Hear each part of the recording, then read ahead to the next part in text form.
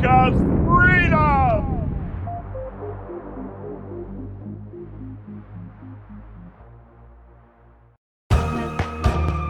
No matter where I try to run, the darkness surrounds me. But I never have to fear the dark. Yeah, you know how to find me. 'Cause when I scream, you are my echo. Closer than you think we are. And I should never have let go. You reflect what sets us apart. Echo, oh, oh, oh. Echo, oh, oh, oh.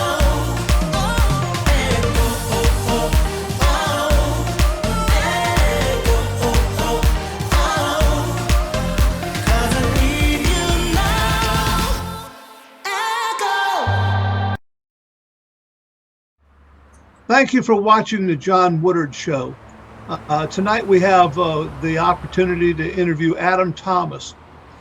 Adam is a character in the EagleChessKnockOut animated series that we've been interviewing various cast members over the last few days.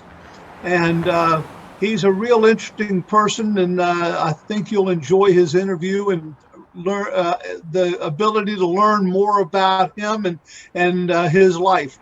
Adam, thank you very much for tuning in. Thank you for having me. It's our pleasure. So you're, I understand, a 2010 graduate of the University of North Alabama. That's correct. Are you a Crimson Tide fan? I'm not into football heavily. My wife's family is, so I kind of, go along with it, but I'm not really for any certain team, honestly. Well, as you know, it's not for everybody. Right. But boy, down in that state, if it's Crimson Tide football 100% all the time with most people that I know.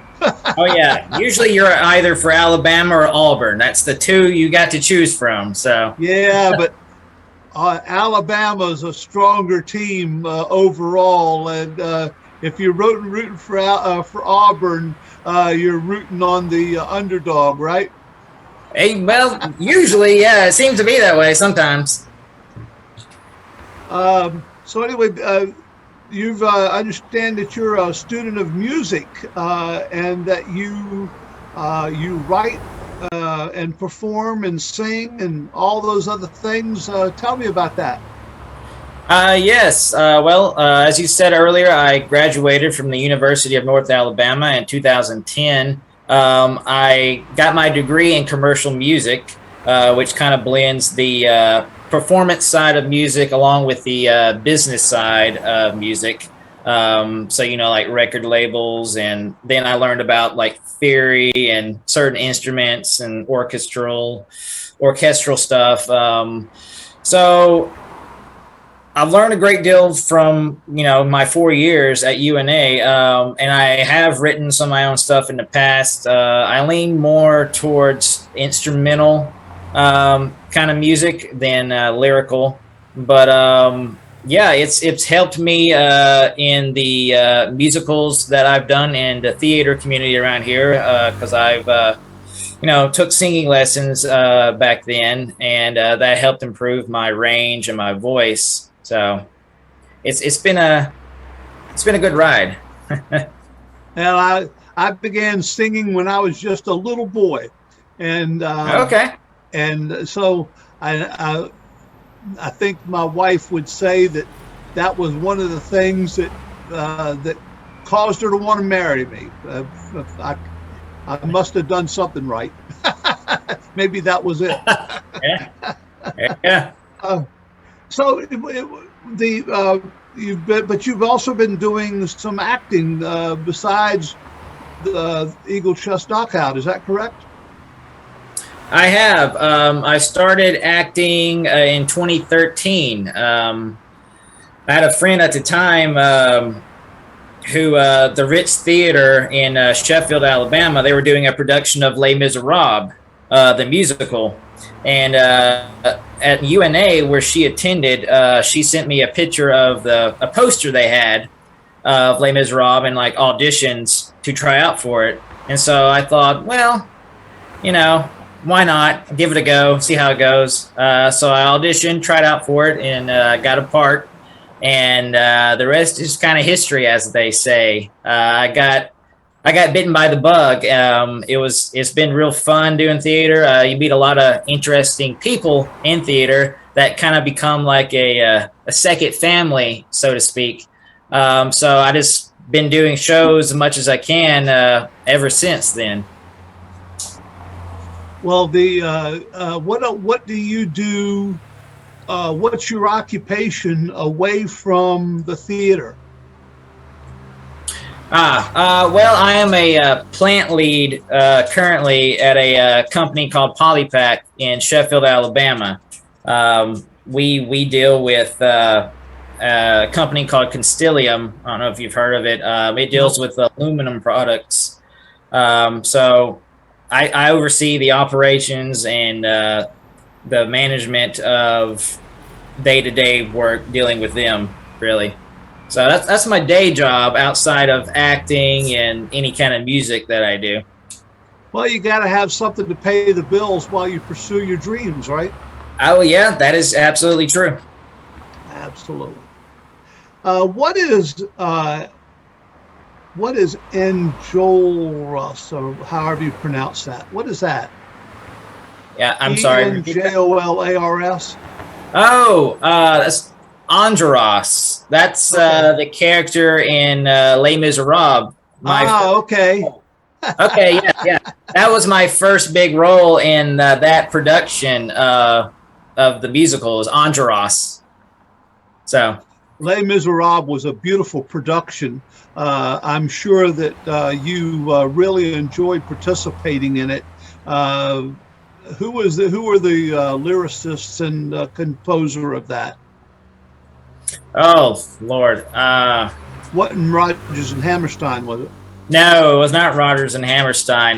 This falls a little later than what they did. I think it was Alan Menken was the musical who created the music, but don't quote me on that. I can't remember exactly. Well, I just was curious. I know about Les Miserables like most people, not intimately. I know that it was a beautiful production, and I've heard some of the songs that emanated from that, and they're just plain beautifully put together, beautifully performed. But I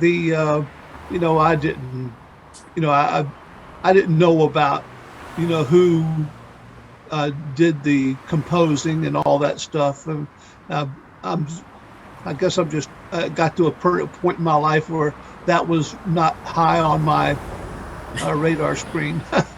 Yeah. It's been a while since I've done that show, so I can't exactly remember who composed it either. Well, they says that here that your passion for the theater exploded. Was that? I mean, so it brought out a sense of in you that really was enthusiastic in your to pursue this. Is that the way you wanted to characterize it? Yes, sir. Yes. I mean, prior to 2013 and me doing Les Miserables, I was shy growing up. I didn't want to be in front of people. I still have, I guess, somewhat shy tendencies, some of my friends say, but I was extremely shy in school. I didn't do theater in school, high school, or nothing. So I kind of it pushed me outside my comfort zone to get up on stage in front of hundreds and hundreds of people to do Les Miserables. But after meeting the people and the encouragement to keep doing it, it kind of exploded from there. And I did another production at the same theater a year after Les Miserables. I did a production called Ragtime in 2014. I played a lead role in that too. So Les Miserables was my launching point. It took off from there. I got more confident, met some really nice, interesting people that kind of was supportive and nurtured me, I guess you can say, along the way in my theatrical career. So yeah, it definitely exploded from that production. That's a good thing. And then you were Lumiere from the musical Beauty and the Beast. I was, yes, Lumiere. That was 2019, I believe. Yes. Then Dr. Fine from the musical Next to Normal. Yes, that was a good one. That's one of my favorites. Benedict. What now? Benedict from Much Ado About Nothing, the Shakespeare play. Yes. I mean, and the Duke of Albany from Shakespeare's King Lear. Yes. My goodness, what a repertoire! I'm stunned. You're a very talented guy. You can't be on this number of frontline musicals without having some real talent. Well, thank you. Actually, Much Ado About Nothing, of course, Shakespeare, they're straight plays, meaning there's no music in them at all. But Much Ado About Nothing was my first straight play I've ever done. All the rest before that were musicals I was a part of. So, you sing through, there's music, but in Much Ado About Nothing, it's all acting, no music. It's all you. So that was a whole different experience for me. You have to use your acting chops. I understand that you have a love of watching animals. Is that correct? Anime? Yes. Oh, is that anime? Oh, okay. Something that you did this from an early age. Yes, I've been a big fan of anime for a pretty good while now. I don't know what. I was probably in middle school when I first started watching anime, early Saturday mornings. I know some channel aired a couple of them. I can't remember the show now. I think the anime was Samurai Pizza Cats. Something crazy like that. But I was interested in it, and then from there, as I got older and, early high school, Dragon Ball Z was a really big one that became popular in the States here. And then from there, I took off and watching all kinds of different anime over the years. So, yeah, I'm a big fan. What do you do in your spare time? In my spare time, well, sometimes work takes up most of that, my day job. But besides acting and theater, for recreation, do I now? For recreation. Recreation. Well, I do enjoy spending time outdoors. I like hiking. Spending time with my little girl now and my wife. We usually try to go on walks and hiking together when we can. And I try to squeeze music in to play on the piano or something I can, every now and then. But I understand you're a fan of video games, though. Yeah, I haven't played video games in a good while. Father life and all that kind of takes precedent. I do enjoy some good video games every now and then, but my time for that has been very little. So, yeah, that's what happens when you're transitioning and leaving the old life behind. Oh, yeah. Yeah, that's fine. I'm fine with. I mean, like I said, every now and then I may get like half an hour to play a little of something, but that's about it. It's not much. Well, having you've got a piano in your house, I assume. I do, yes. Who's it made by? It's made by Korg. It's a big digital keyboard. Oh, okay. Well, that's because that just to have that. My father used to sit down and just for kicks, go in the living room and sit out at the piano and play a tune. It was an enjoyable thing for him. It was not that he ever made any money from it or anything like that, but it gave him an opportunity to have an outlet that he really enjoyed and get his mind off of business and other things. Is that the way you see it? It is. It's at the end of the day, like you said, it's good to unwind, kind of stress. It's less stress. Just to play whatever. I don't even play. I mean, I can play music like sheet music in front of me, but most of the time I just play whatever I'm feeling and I improvise and see what comes out of it. That's how I usually play most of the time.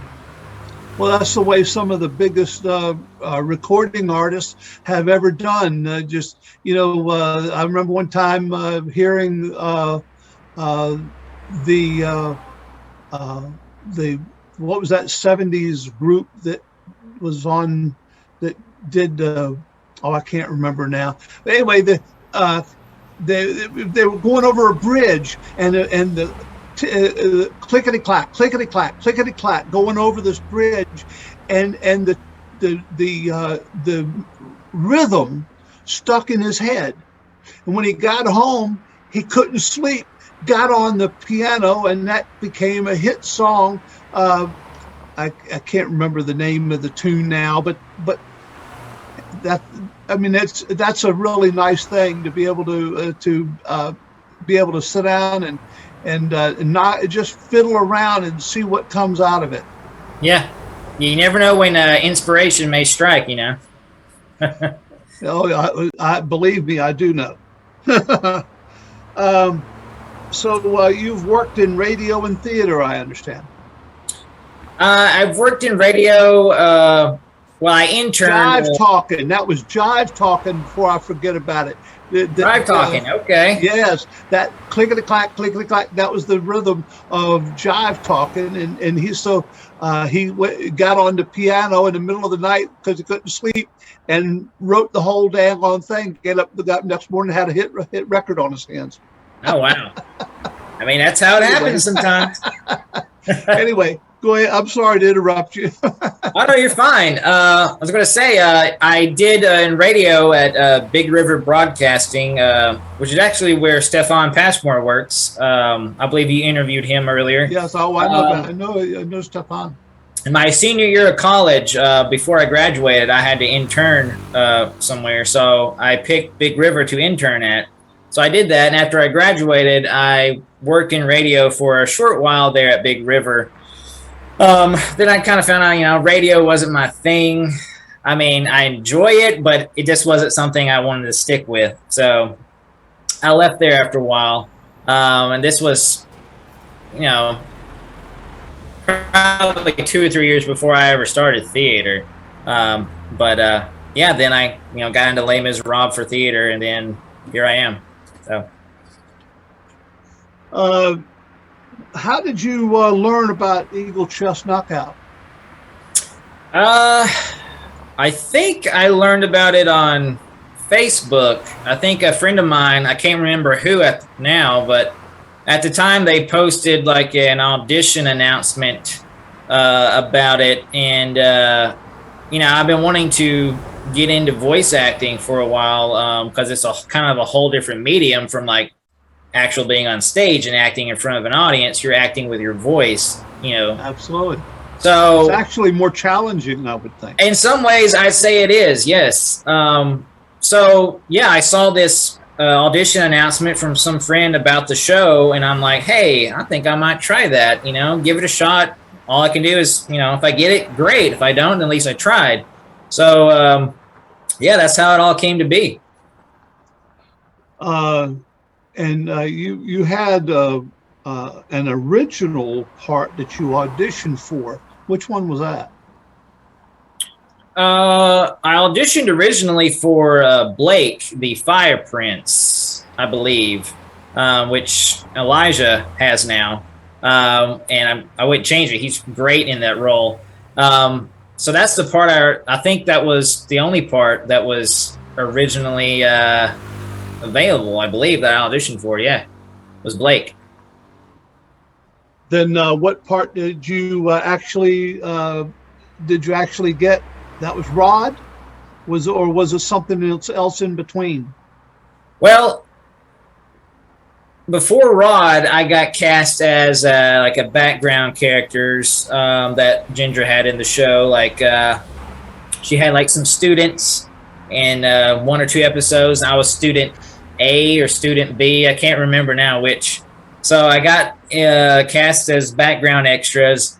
And then one thing led to the other, and I got the part of Rod eventually from another person who had to exit the show.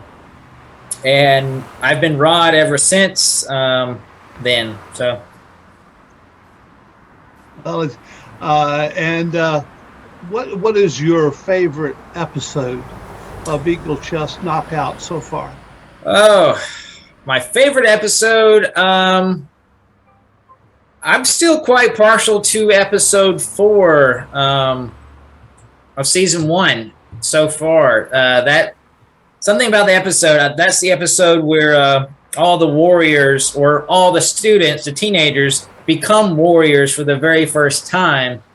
And there's just something about, the music, the writing. I don't know, everything, like the stars aligned for me to make that like the best episode that I've done, I think, personally so far. So, yeah, I have to say episode 4. If it's the best for you, then it was the best for the production. Because it can't make something really good out of people that are not satisfied with what they're doing for whatever reason. Yeah, that's true. Okay, and then you're playing a villain. Is that more appealing to you than playing on the other side of the fence? Well, I do enjoy a good villain. I think villains are somewhat it depends on the type of villain, but most of the time playing a villain is way more fun than playing, a good guy in some regards. So I do enjoy this character I'm playing for season 2. It's called the Dark Lightning Bishop. So it's like the dark counterpart to the Rod's Lightning Bishop. And yeah, it's definitely a whole different dynamic because you're playing the villain. So yeah, I'm having fun with it. So I like it. Good for you. Well, do you have any cackling or odd laughter or anything else in your production in your part? For the villain? Yeah. Well, he doesn't laugh a whole lot. He's kind of his voice is very raspy and distorted. Like, I'm going to destroy everything. That's what I wanted to hear. Yeah. His voice is very, he's kind of a pompous, kind of stuck up, like, it's kind of all about him, and, I'm the brains of the outfit. He kind of has that attitude that he exudes, being around him. It's like, I'm better than all of you. It's kind of stuff like that. So that sounds like a lot of fun, actually. it is fun. It can be taxing on the voice sometimes if it's I'm sure it does. You after when you get home. Yeah. You're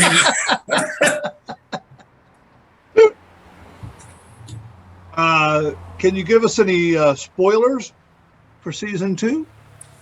Oh, spoilers for season 2. Not really. I mean, I usually, when I tell somebody asks that, just stay tuned, I mean, it's going to be a wild season, I'm pretty sure. So, well, what does your future look like for Eagle Chess Knockout, and how do you feel about the future of the production? Well, I mean, I hope the show continues to take off from what we're doing. I know it's starting to, the fan base is starting to grow little by little from what I've seen. So that's always a plus. And I know we tried to. Ginger talked about trying to get a animated movie off the ground, eventually down the road. So that would be amazing to see, or some studio or company pick it up and turn it into a full-fledged animated series, perhaps. That would be a dream come true, really. So I hope it continues to grow. The audience finds something they can connect to in the show, and love watching it and seeing all these characters grow as the episodes progress throughout the season. And yeah, I mean, I hope it explodes, really. Well, everybody I've spoken to, all the cast members that I've spoken to, are a great group of people. All of them very dedicated to the production, and all very talented young people like yourself. So you can never foretell the future, but you can, if you've got a dream and you're willing to work for it, usually something positive comes out of it. And I really wish that for all of you. Everybody is, this is a very talented group of people. So my best luck to all of you. I think that if anybody can succeed, it's you guys. Thank you. Appreciate that. I think we do have a really talented cast of individuals that are on this show, and with Ginger leading it. And I think I hope the future is bright, and that we continue to go onwards and upwards, as they say. Yeah, you should. Well, thank you very much. This has been a real pleasure. I haven't had a bad interview with any member of the cast, but I have to say that you're right up there at the top. Stefan was a real great interview, and all the cast members are really terrific people. But I have had the most enjoyment in talking with you out of all of them. Oh, thank you. It means a lot. It's been fun. It surely has. Ladies and gentlemen, I hope that you enjoyed this interview as much as I do. Eagle Chess Knockout, an animated series, is the work and dream of Ginger Larson. She wrote this story. She wrote the lyrics, the dialogue. She did everything. She's a very, very talented young woman, and her audience growth shows that the public is responding to this production, and hope that you enjoyed this interview with this nice young man as much as I did. Thank you very much for watching, and have a good evening.